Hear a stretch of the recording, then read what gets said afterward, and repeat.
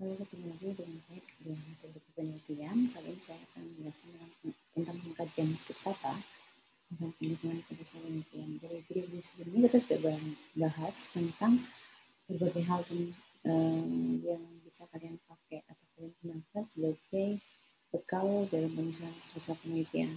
Nah, kali ini harapannya sih kita akan fokus kepada daftar pustaka ya. Kemarin kita sudah belajar tentang bagaimana menyusun daftar pustaka dengan menggunakan Mendeley. Nah, dalam penelitian ini saya akan juga menjelaskan dua kajian pustaka untuk atau daftar pustaka untuk penelitian kualitatif dan kuantitatif.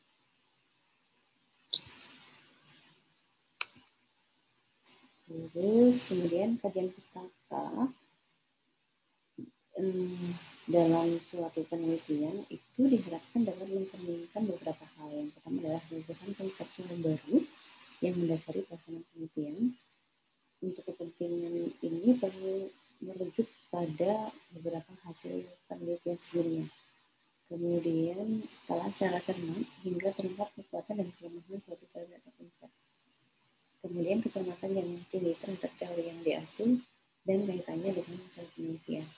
Dan yang terakhir adalah memberikan kerangka konseptual yang akan digunakan dalam proses penelitian. Jadi memang untuk menyusun kajian pustaka atau menambahkannya dalam daftar pustaka itu perlu informasi lebih banyak dari berbagai sumber pengetahuan terdahulu yang terkait dengan penelitian kita, sehingga bisa membuktikan bahwa penelitian kita itu adalah penelitian baru yang belum pernah dilakukan sebelumnya.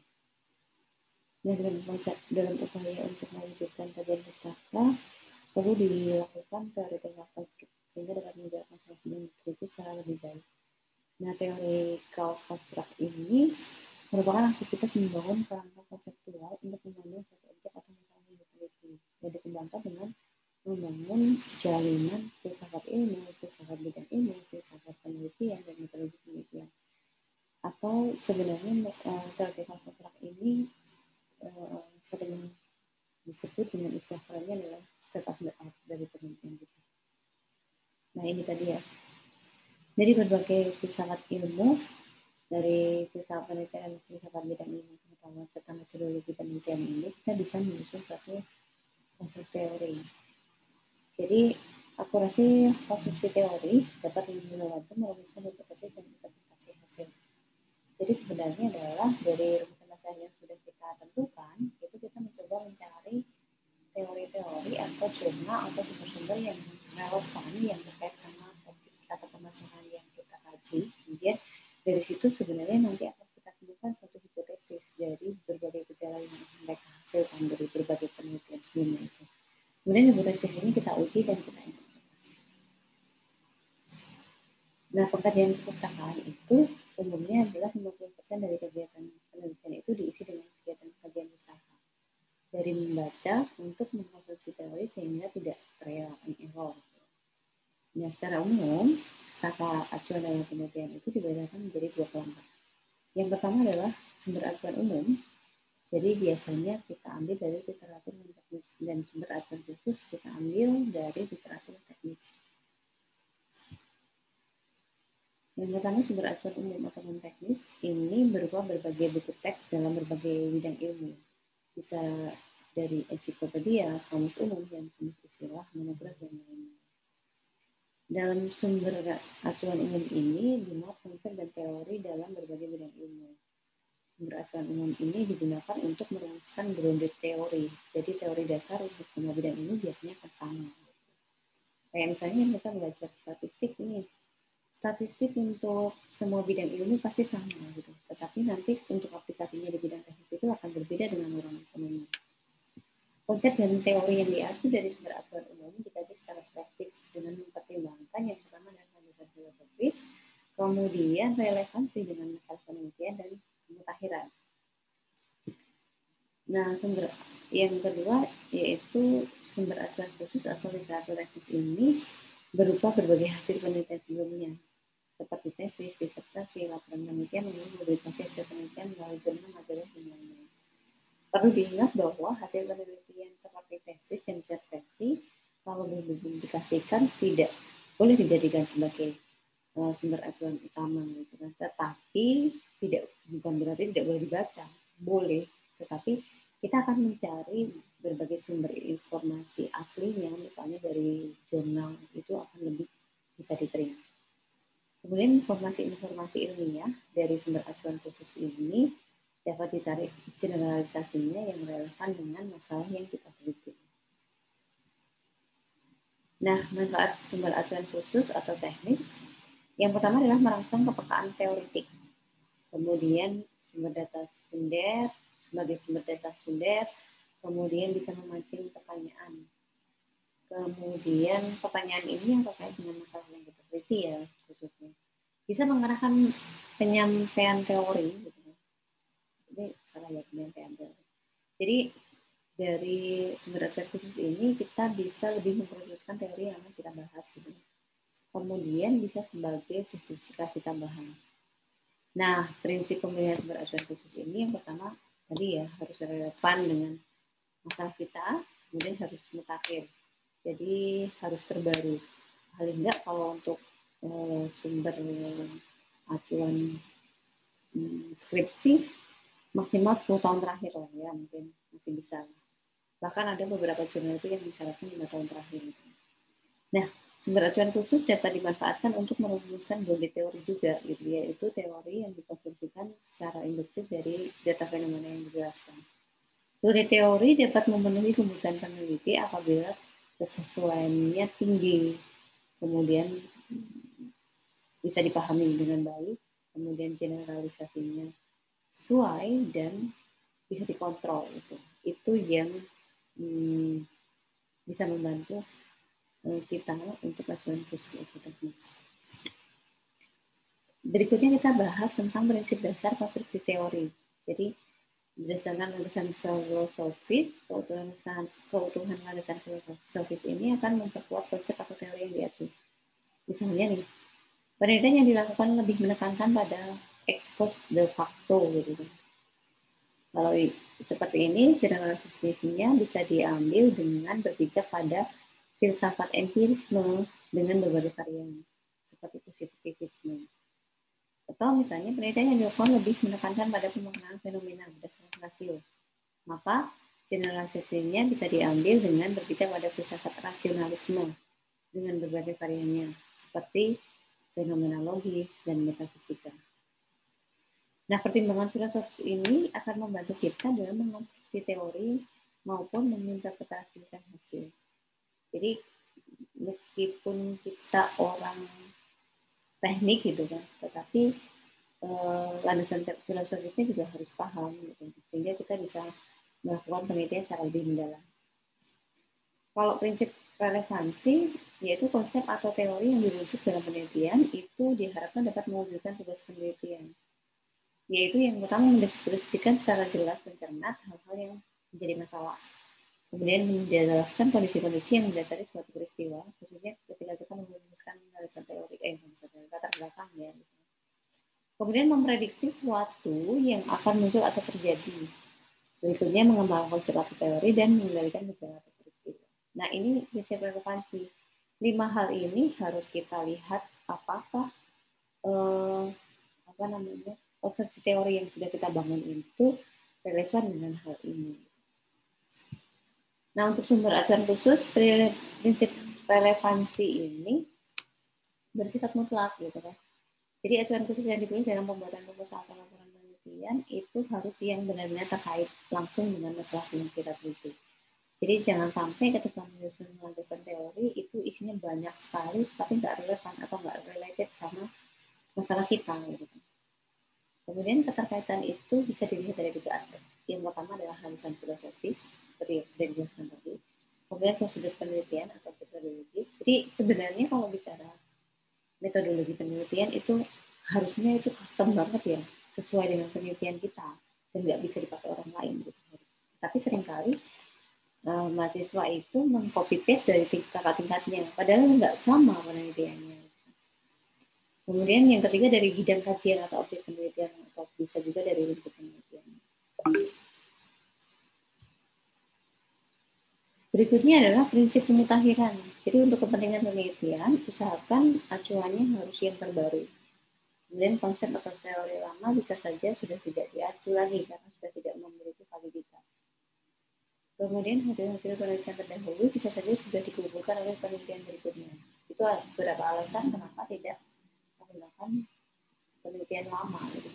Kemudian informasi ilmiah mutakhir dapat ditemukan melalui berbagai jurnal masalah di internet. Jadi kalau misalnya memilih sumber atau referensi sebagai pinjam pustaka itu harus, kalau kita mau kasih batasan maksimal 10 tahun lah ya. Nah, teknik koleksi informasi itu bisa dengan berbagai cara. Yang pertama bisa baca acuan dengan metode SQ3R gitu kan. Survey, question, read, recite, sama review gitu kan. Survei itu cari isi secara umum melalui membaca daftar isi, pendahuluan dan kesimpulan. Ini kalau misalnya kita mencari di perpustakaan gitu. Kemudian question, rumuskan pertanyaan terkait dengan isi sumber acuan gitu. Ada pertanyaan nggak dari apa yang sudah kita baca? Read, bacalah acuan itu dengan aktivitas mental yang tinggi. Jadi harus fokus memang ketika kita membaca referensi, khususnya jurnal. Karena itu cukup membosankan ya, tetapi kalau kita enjoy dengan topik penelitian kita nggak terasa sudah baca puluhan jurnal ternyata. Recite, rumuskan jawaban atas pertanyaan. Jadi kalau misalnya kita punya daftar pertanyaan dari penelitian kita harus recite berdasarkan apa yang sudah kita baca. Review, ulangi dengan memeriksa kembali. Jadi membaca jurnal mungkin tidak cukup satu kali gitu kan. Satu jurnal mungkin bisa kita ulang-ulang kalau memang itu relatif banget sama bidang atau topik kita. Kemudian lakukan perincian atau analisis dengan penalaran deduktif terhadap konsep atau teori yang telah dibaca. Kemudian lakukan sintesis dengan penalaran induktif terhadap bacaan yang berupa hasil penelitian. Jadi kalau ini tadi ya, dari hasil analisis itu kita akan mencoba melakukan penalaran deduktif dan juga induktif gitu ya. Jadi dari kita lihat dari umum ke khusus dan dari khusus ke umum. Sehingga kita bisa melakukan perbandingan konsep atau teori dengan hasil penelitian yang dirujuk secara seksama hingga terungkap kekuatan dan kelemahannya masing-masing. Jadi setiap penelitian itu pasti punya kekuatan dan kelemahan termasuk penelitian yang harus kita lakukan gitu kan. Jadi kita harus bisa melihat sisi itu dari setiap paper atau setiap jurnal yang kita baca. Kemudian sintesiskan konsep dengan hasil penelitian untuk menemukan keakurasian teori, konsep, atau data yang diacu dalam penelitian. Dan yang terakhir, lakukan citasi dan dicatatkan sepenuhnya sehingga mudah diambil apabila diperlukan kembali. Jadi seringkali kalau saya itu adalah mencatat poin-poin penting dari suatu jurnal. Tapi jangan lupa mencantumkan referensinya gitu kan ya. Karena itu akan sangat membantu kita ketika nanti menyusun sebuah landasan teori atau tinjauan pustaka gitu kan. Nah, itu harus dilakukan secara berulang-ulang dan terstruktur gitu kan. Karena kalau enggak, kita nggak akan pernah bisa nulis dan tidak akan terangkai dalam suatu laporan. Nah, bicara pencatatan atau citasi, ada dua sistem yang bisa digunakan. Sistem kartu atau sistem kuarto lembaran. Tapi sebenarnya ini kalau bicara citasi atau pencatatan ini sudah kita bahas kemarin di Mendeley ya gitu. Jadi sekarang sudah sangat terbantu sekali gitu kan. Ini mungkin tidak akan saya jelaskan, saya lewati aja ya gitu kan. Jadi pada intinya proses pencatatan atau citasi ini sangat penting sekali untuk mencegah agar kita tidak dianggap plagiarisme gitu. Kemudian bicara telah usaha dan hipotesis merupakan prediksi ilmiah. Kemudian taraf kebenaran prediksi sangat tergantung pada keakuratan teori yang dirumuskan secara deduksi. Telah pusaka merupakan kegiatan analitis terhadap konsep teori data yang akan digunakan untuk merumuskan prediksi tersebut. Kemarin sudah saya jelaskan tidak semua penelitian itu perlu ada hipotesis gitu kan. Tetapi pada penelitian tertentu hipotesis ini sangat penting untuk menentukan arah penelitian kita selanjutnya dan untuk menentukan analisis data yang akan kita gunakan. Kemudian konstruksi teori dan bahasa. Konstruksi teori merupakan bentuk berpikir abstrak dan sistematis. Jadi konstruksi teori ini akan sangat membantu kita ketika nanti merumuskan berbagai jenis permasalahan yang sudah kita tentukan, kemudian mau kita pecahkan seperti apa, ini sangat membantu atau sangat terbantu dengan konstruksi teori. Kemudian kesistematisan konstruksi teori sangat tergantung pada kemahiran penggunaan fungsi bahasa. Nah, itu tadi ya. Jadi seringkali menulis itu adalah sesuatu yang sederhana gitu, tetapi ketika nggak biasa akan sangat sulit sekali untuk merangkai kata-kata. Jadi bahasa itu tidak bisa dipelajari, tetapi memang harus dipraktekkan berkali-kali gitu. Ada 3 fungsi bahasa sebagai simbolik, emotif, afektif dalam penulisan karya ilmiah. Dan yang ditonjolkan dalam fungsi karya ilmiah itu adalah simbolik. Fungsi simbolik bahasa memungkinkan untuk mentransformasikan objek fakta menjadi simbol abstrak lewat kata. Kemudian pilihan kata atau diksi menjadi ukuran kecermatan konstruksi teori. Jadi jangan sampai ketika kita menyusun konstruksi teori itu adalah copy paste aja gitu kan. Akan lebih baik kita ungkapkan dengan bahasa yang lebih menarik, dengan sesuai dengan pemahaman kita. Gitu. Kemudian dalam karangan ilmiah selalu dihindari fungsi emotif dan afektif gitu kan. Karena itu akan mengesankan subjektif dan emosional gitu kan. Kemudian bahasa memiliki keterbatasan, yaitu tidak eksak, sehingga sangat sulit sekali untuk mengungkapkan sesuatu dengan pasti. Padahal kalau di penelitian itu segala sesuatunya harus dibuktikan gitu. Nah, pedoman penggunaan bahasa dalam penyusunan karya ilmiah itu yang pertama mudah dimengerti pembaca, kemudian sederhana dalam pemilihan kata dan struktur kalimat. Ingat selalu susunan subjek, predikat, objek ya. Begitu juga kalau di bahasa Inggris itu ada subject, verb, kemudian objek gitu kan. Itu penting sekali, seringkali kita melupakan. Termasuk ketika saya menyusun beberapa slide ini sebenarnya karena memang hanya untuk konsumsi sendiri, saya berpikir mungkin akan ada beberapa hal yang terlewat juga. Gitu. Kemudian langsung atau tidak berkelit-kelit. Berikutnya adalah seksama, yaitu tepat menggambarkan ide dan taat kaidah gramatikal dan ejaan. Setiap negara punya standar ejaan atau gramatika sendiri-sendiri. Itu tadi kalau kita bicara penelitian kuantitatif, bicara landasan teori, kerangka berpikir dan pengertian hipotesis, kita bisa lihatnya. Pengertian teori itu ada banyak ahli yang mendefinisikan ya. Salah satunya saya ambil dari buku Nishibiyama ini, teori menunjuk pada sebuah hukum yang tersusun secara logis. Teori juga merupakan suatu rangkuman tertulis mengenai suatu kelompok hukum yang diperoleh secara empiris dari suatu bidang tertentu. Dan teori menunjuk pada suatu cara menerangkan yang mengeneralisasi. Teori yang digunakan untuk perumusan hipotesis ini biasanya akan diuji melalui pengumpulan data yang kita sebut sebagai teori substantif. Teori ini lebih fokus untuk objek yang akan diteliti. Fungsi teori adalah memperjelas dan mempertajam ruang lingkup atau konstruk variabel yang akan diteliti. Kemudian bisa merumuskan hipotesis dan menyusun instrumen penelitian. Yang ketiga adalah membahas hasil penelitian untuk memberikan saran dalam upaya mencari masalah. Jadi dalam suatu landasan teori, bukan tinjauan pustaka ya. Kalau tadi tinjauan pustaka kan dari penelitian dahulu.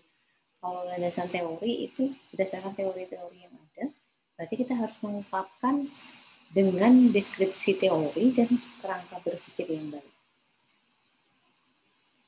Nah, deskripsi teori ini merupakan uraian sistematis tentang teori dan hasil-hasil penelitian yang relevan dengan variabel yang diteliti. Kemudian semakin banyak variabel yang diteliti, maka akan semakin banyak pula teori yang dikemukakan. Nah, nanti bisa dibaca sendiri bagaimana langkah-langkah dalam melakukan deskripsi teori.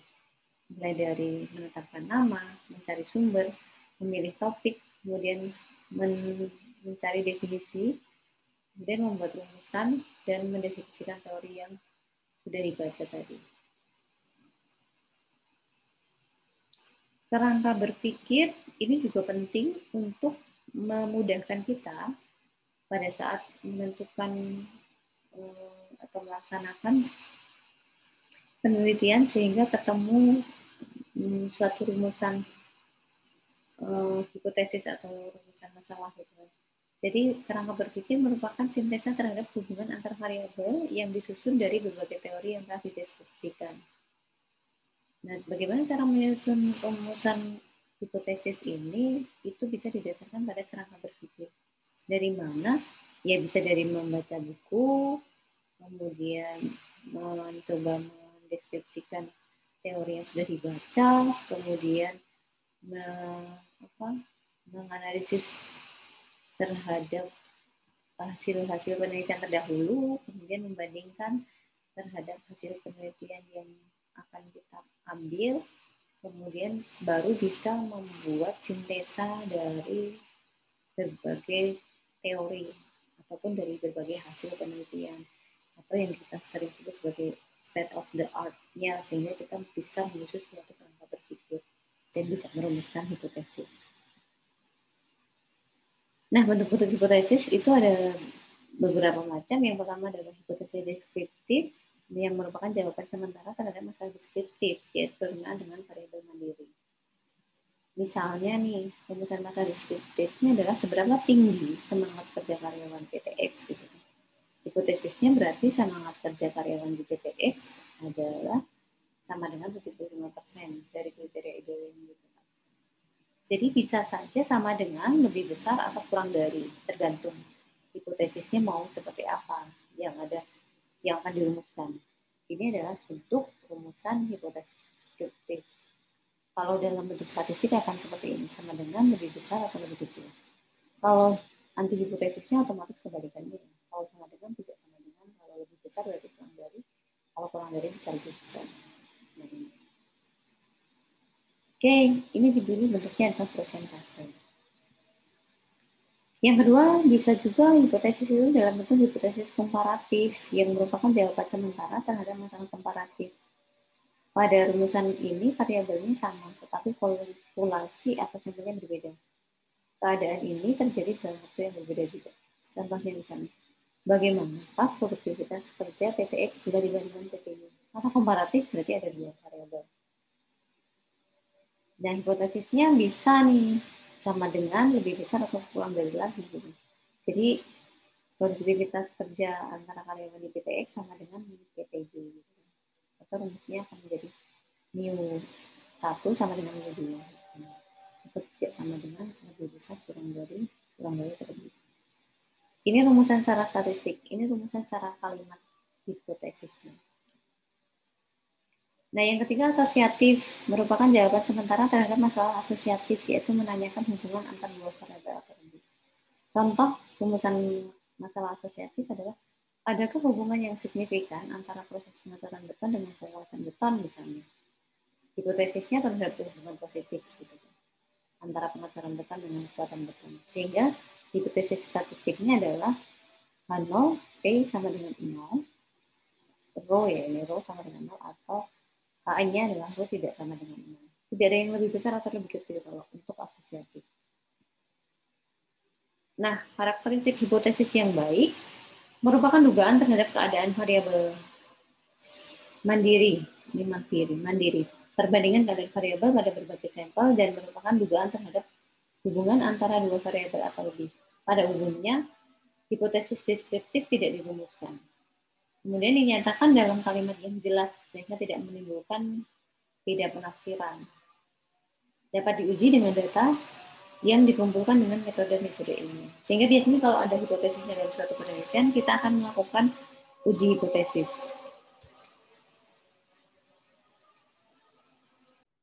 Oke, ini nanti kita diskusikan di kelas. Kita lanjut ke metode penelitian kualitatif tentang teori dan studi bersama. Dari dalam penelitian kualitatif, karena masalah di bawah penelitian masih bersifat sementara dan bersifat holistik atau menyeluruh dan bisa berubah sewaktu-waktu, gitu kan, maka dalam prosesnya juga masih bersifat sementara untuk studi bersamaannya, sehingga akan berkembang setelah kemudian masuk sosial. Nah, penelitian kualitatif ini dituntut mampu mengorganisasikan semua teori yang dibaca, dituntut untuk melakukan research, yaitu menemukan teori berdasarkan data yang betul di lapangan atau siklus sosial. Nah, ini juga untuk tugas keduanya nanti akan kita diskusikan di kelas. Mungkin utamanya untuk penelitian kualitatif ini sangat tergantung dari jam terbang ya, atau pengalaman peneliti dalam memiliki